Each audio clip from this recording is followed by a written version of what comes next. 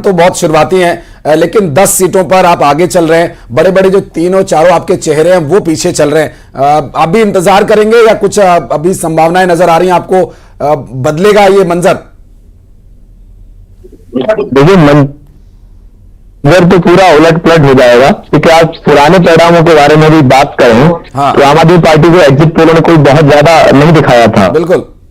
लेकिन हमने हर बार सरकार बनाई, और मैं समझता हूं कि क्या है कि लोगों के सामने बहुत ही पिक्चर जो है बहुत स्पष्ट थी कि हमें वोट किसे करना है। मतलब मैं भी ग्राउंड पर था, लोगों से बातचीत मैंने भी की, और लोगों का मानना था कि देखिए, एकमात्र नेता है अरविंद केजरीवाल जी जो सिर्फ ये कह रहे थे कि काम की राजनीति पर वोट करना है, सिर्फ काम की बात कर रहे थे। और एक तरफ भाजपा थी जो अपने 200 सांसदों, 22 मुख्यमंत्री जो इनके हैं सहयोगी, और इनके मैं दोबारा से प्रशांत जी इस पर कंटिन्यू रखूंगी आपका रिएक्शन। संदीप पांडे इस वक्त हमारे साथ जुड़े हुए काउंटिंग सेंटर से सीधे। संदीप, वहां क्या हलचल?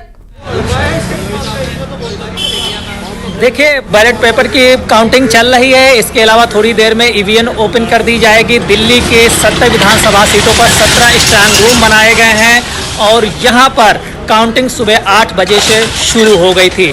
जहाँ पर इस समय मैं मौजूद हूँ वो है नई दिल्ली विधानसभा सीट का काउंटिंग सेंटर। ये दिल्ली की सबसे हार्ड सीट है, क्योंकि यहीं से आपके संयोजक और पूर्व मुख्यमंत्री अरविंद केजरीवाल चुनाव लड़ रहे हैं। इसके साथ ही बीजेपी से पूर्व मुख्यमंत्री के बेटे चुनाव लड़ रहे हैं, और कांग्रेस से भी पूर्व मुख्यमंत्री के बेटे चुनाव लड़ रहे हैं। यानी कि ये दिल्ली की बेहद हार्ड सीट है, और दिल्ली के 699 प्रत्याशी मैदान में थे दिल्ली की विधानसभा सीट पर, जिनकी किस्मत का फैसला आज दोपहर बाद हो जाएगा। अभी थोड़ी देर में ईवीएम से काउंटिंग शुरू हो जाएगी। वहीं 12 बजे के बाद तस्वीर धीरे धीरे साफ हो जाएगी कि दिल्ली में किसकी सरकार बन रही है। हालांकि एग्जिट पोल में आपकी बढ़त दिखाई दी गई थी, जिसमें कि 10 एग्जिट पोल थे। 8 में भारतीय जनता पार्टी की सरकार बनाते हुए एग्जिट पोल दिखा रहे थे, 2 में आम आदमी पार्टी बढ़त बनाए हुए थी।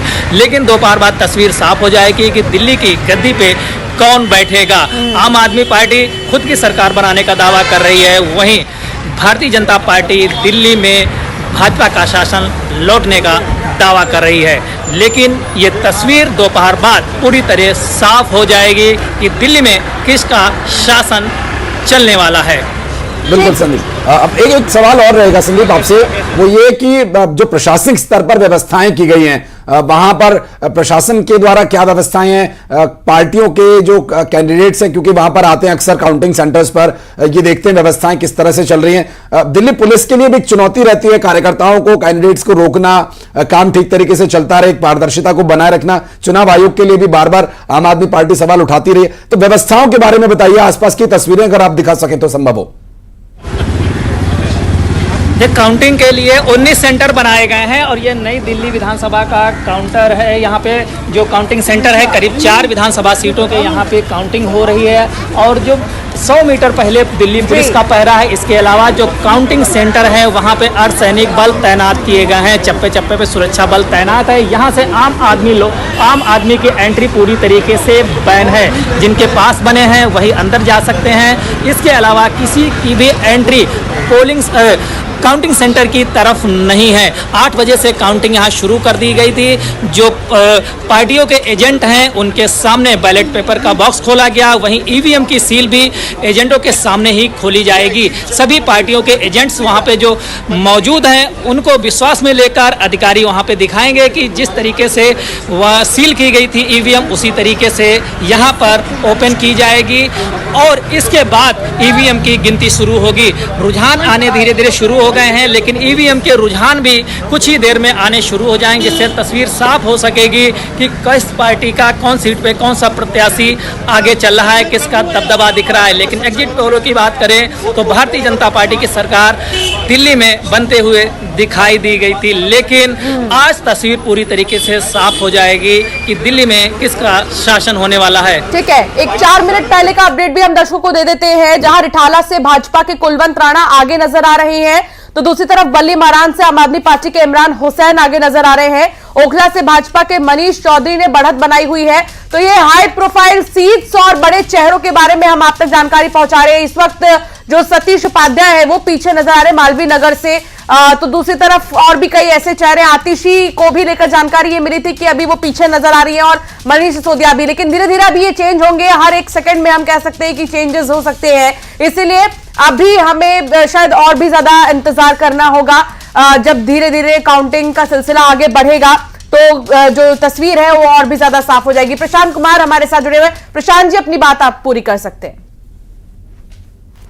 चुनाव पिछले चुनावों से बहुत ही अलग चुनाव था। देखिए आप किस तरीके से देश ने देखा, दिल्ली ने देखा कि एक तरफ अरविंद केजरीवाल जी सिर्फ जन कल्याणकारी योजनाओं का पिटारा खोलते रहे, वहीं दूसरी तरफ भारतीय जनता पार्टी भ्रष्टाचार में लिप्त स्वयं तो रही और जिस पर प्रधानमंत्री जी आरोप लगाते रहे कि उस पर इतना भ्रष्टाचार है, 70,000 करोड़ का सिंचाई घोटाला उन्होंने लगाया अजीत पवार जी पर, फिर उनके ही हाथ में जो है पूरा खजाना दे दिया डिप्टी सीएम महाराष्ट्र बना करके।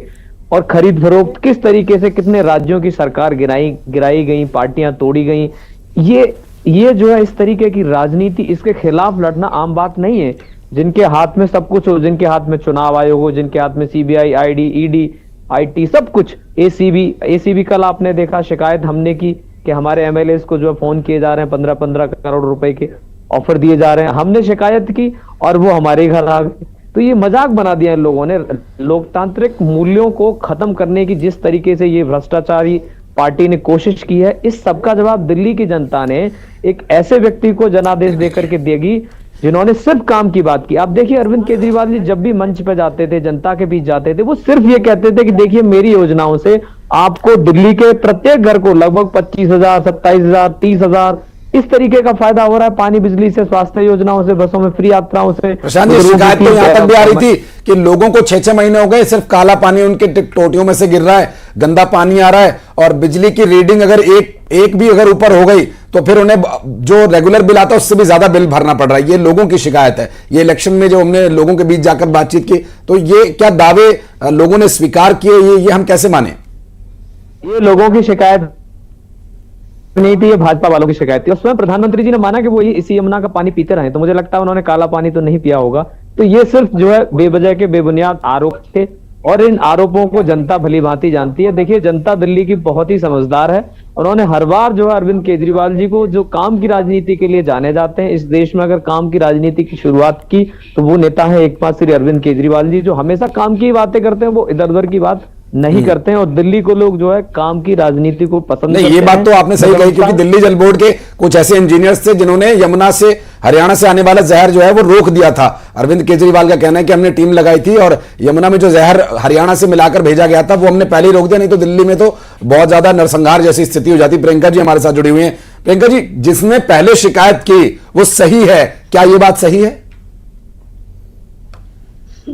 हास्यास्पद लगती हैं कुछ बातें, जिस तरह से बात की जाती। अभी रिजल्ट्स आए नहीं हैं, हम भी इंतजार करते हैं और आप लोगों के माध्यम से जो मैं देख रही हूँ सिनेरियो जो नजर आ रहा है, अभी बहुत समय लगेगा। बहुत इनिशियली ये रिजल्ट्स आने शुरू हुए हैं। ऐसे में ये बड़ा ही हास्यास्पद लगता है कि इनके विधायकों को फोन भी चले गए और वो फोन किसके हैं, किसने नहीं किए हैं, इसकी शिकायत करी जा रही है, इसकी जांच अभी हुई नहीं है। और इन्होंने वही जो कह सकते हैं कि एक रूढ़ी रुदन जिसको हम कहते हैं, कभी ईवीएम को कोसना, कभी ईडी, आईटी और दूसरी पॉलिसीज को कोसना, और अपना ये इनकी जो हड़बड़ाहट है वो इन्हीं शब्दों से नजर आती है कि जब कुछ ना मिले तो इस प्रकार से आप लोग स्वायत्त संस्थाओं को कटघरे में खड़ा कर दें और उनके ऊपर प्रश्न चिन्ह लगाएं। और यही काम पूरे टाइम केजरीवाल जी ने कहा।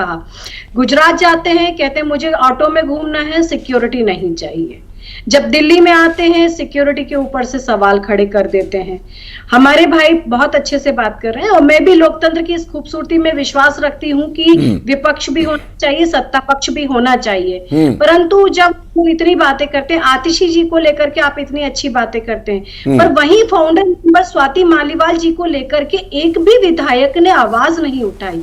तो ये कैसा लोकतंत्र है जहां पे आप ही की फाउंडर मेंबर, और सिर्फ स्वाति मालीवाल नहीं, प्रशांत भूषण जी का कुछ कुछ पता नहीं चलता है, कुमार विश्वास जी अलग हो गए हैं, ऐसे कई लोग जो इनका साथ छोड़ दिए, यहाँ तक कि अन्ना हजारे जी तक ने भी इनके ऊपर सवाल खड़े किए। तो ये लोग उनके ऊपर कोई बात नहीं करना चाहते।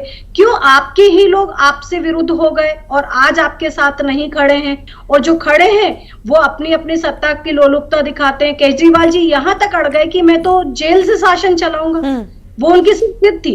वो इन्होंने, इनके विधायकों ने, और कभी काफी वरिष्ठ एनालिस्ट जो पॉलिटिकल एनालिस्ट है, उन्होंने भी ये बात को स्वीकार किया कि सिर्फ ये केजरीवाल जी की जिद है कि मैं शासन जो है वो जेल से चलाऊंगा। ऐसी कुर्सी से ऐसी कौन सी उनका अटैचमेंट था जिसे छोड़ने में उन्हें इतना दर्द हो रहा था, जबकि वो तो कहते हैं कि मैं काम करता हूं, तो काम के आधार पे तो वो वापस सीएम बन सकते थे। बहुत मुश्किल से उन्होंने सीएम की अगर बात रही तो देखिए आम आदमी पार्टी में चेहरे नजर आ रहे हैं। मुख्यमंत्री का चेहरा भी ऐलान हो चुका है कि कौन होगा मुख्यमंत्री अगर इनकेस आम आदमी पार्टी जीत जाती है तो। बीजेपी को लेकर विनीत जी आपसे रिएक्शन चाहूंगी। बीजेपी का लग रहा है कि आपको कि कौन डिसाइडेड है कौन नहीं है, क्या आप राजनीतिक विश्लेषक होने के नाते आप क्या आकलन कर पा रहे हैं? भारतीय जनता पार्टी मुख्यमंत्री बनाने में तो लोगों को आश्चर्यचकित कर देती है। हाँ। जहाँ तक लोग कह रहे थे स्मृति ईरानी या और कोई केंद्रीय नेता जो ऊपर से आए, तो मुझे नहीं लगता भारतीय जनता पार्टी की राजनीति को समझते हुए, मुझे लगता है कि अगर भारतीय जनता पार्टी की सरकार बनी, जैसा कि अभी कुछ स्पष्ट नहीं किया जा सकता, रुझानों में भले आगे हों, किंतु मुझे लगता है कि विधायकों में से ही चुना जाएगा। और मैं ये भी जहाँ तक समझता हूँ उसमें अगर अरविंद जी को चुनाव हरा भी दे प्रवेश वर्मा, तो भी वो मुख्यमंत्री के रेस में नहीं। जी, लेकिन महिला मुख्यमंत्री आम आदमी पार्टी ने अब इस वक्त बनाई हुई है, और महिला वाला एक एंगल मुझे लगता है, प्रियंका जी आप भी इस बारे में प्रतिक्रिया दीजिएगा, क्या महिला